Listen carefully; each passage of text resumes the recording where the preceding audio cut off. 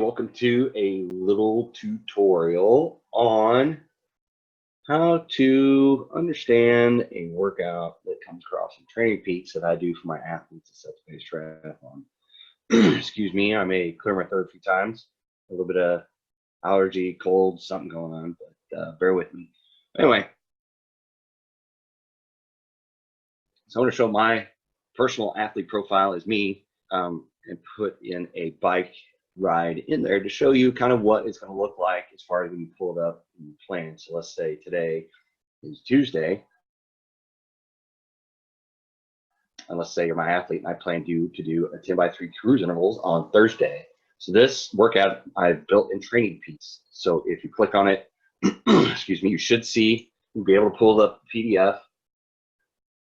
And you can see all the text as far as it's written out verbatim. So you can pull it up on your phone and do it by that. If you don't have access, this is built in Trainingpeaks to be compatible with software like Zwift. So then you can run your smart trainer and you just pull up the workout. If you got Zwift synced with Trainingpeaks, pulls it up on Zwift, you go do the ride and you just hit that workout and do it, and then it just runs the trainer for you. If you don't have a trainer to run it for you, you can always pull up the attachment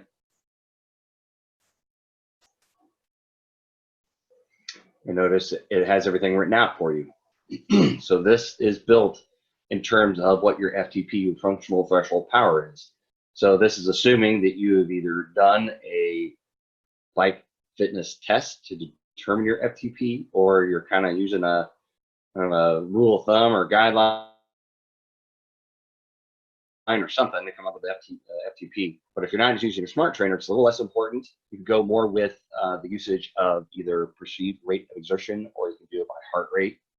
So notice I've got these all written in FTP, but you can kind of convert that. It's a rough estimation going from level of effort to, or heart rate, you're going to 90% of your threshold heart rate, which is what the average you could hold for like a 1.5 mile run all out. So if you've not done any fitness tests, you kind of have to use a little bit of approximation. So the best recommendation would be go by level of exertion. So here's a little ramp up set. You know, you're going for level 6, 7, 8, 9. Do recovery, so very easy. And you repeat 10 times. You go hard for 3 minutes, and then easy for 1 minute and 30 seconds, and then you have a nice little cool down.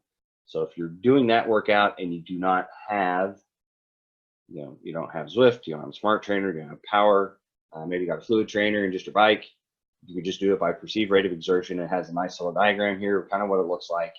You do it, and then load your workout in Garmin, and then it's all comes through. Shouldn't be a problem. You don't have to have power to do it, but show you a little bit of the backup here.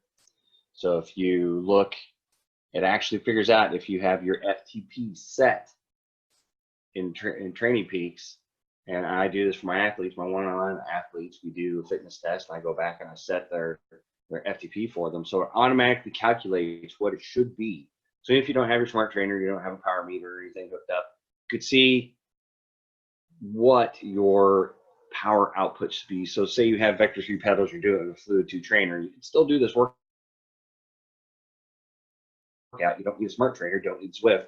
So you can go through and pull it up on Trainingpeaks and see. Or if you have your Garmin synced, you can pull the workout up on your Garmin, on your watch, or on your, if you got Edge 520 or something like that.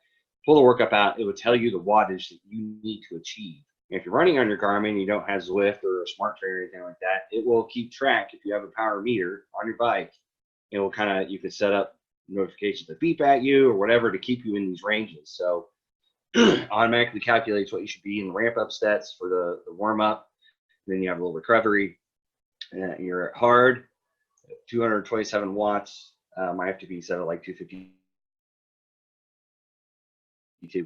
and it will automatically calculate for that. So you could go through and do this workout and then try to hit those 3 minutes and run on your Garmin watch, and it'll automatically lap, because I've set it up to lap every time you go through, and it'll just automatically lap through. So that's nice if you've got the Garmin set up with Zwift, set up with Trainingpeaks. All you have to do is I put this workout in your plan, it shows up, syncs over, and you just roll up, start your smart trainer, start your computer, get the app going, Zwift, fire it all up, and then do the workout, and then save it, and you're good to go. But like I said, if you do not have a smart trainer, you do not have a power meter, you can always pull up the workout PDF, and then you could just kind of do it by a level of effort. 5-minute warm up, kind of a level 5. Do 6, 7, 8, 9 for a minute, warm up, recovery for 5.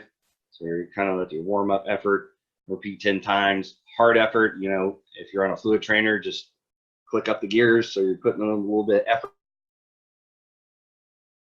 effort, sweating a little bit for 3 minutes, easy minute 30. Or even if you're on a spin bike, you can just crank up the resistance for 3 minutes, and then you're doing an easy minute 30 and you're doing a cool down. So you can do it either way. It's not meant to be super complicated, but like I said, you can pull up the PDF and it kind of gives you what the diagram should look like and what the workout details are. So this will not show you this just shows percentage of FTP. So it only shows the actual wattage. If I assign it to an athlete, you have an FTP that is you're set, accurate in Trainingpeaks. Try to test my athletes either every 4 to 6 weeks to see improvements. So that's how these workouts build on improvement. You can possibly do the same workout 4 or 5 weeks later, but if your FTP's improved by 10 wattage points, then all these are going to automatically change. So you make this harder by changing your FTP without really testing it. But I recommend you test it so you get a pretty accurate data point as far as your FTP is concerned. So I did have a question. If you don't have a smart trainer, pull up the PDF, do it by level of effort, and it should show up in your heart rate. You should have these kind of nice little spikes in your heart rate. It'll lag a little bit in the effort you put in, but you can still run them. You don't have to have all the gear and all the stuff to do it, and it's pretty straightforward. So if you got any questions, as always, post them in the comments, and I would be happy to answer any for you. We'll talk to you next time.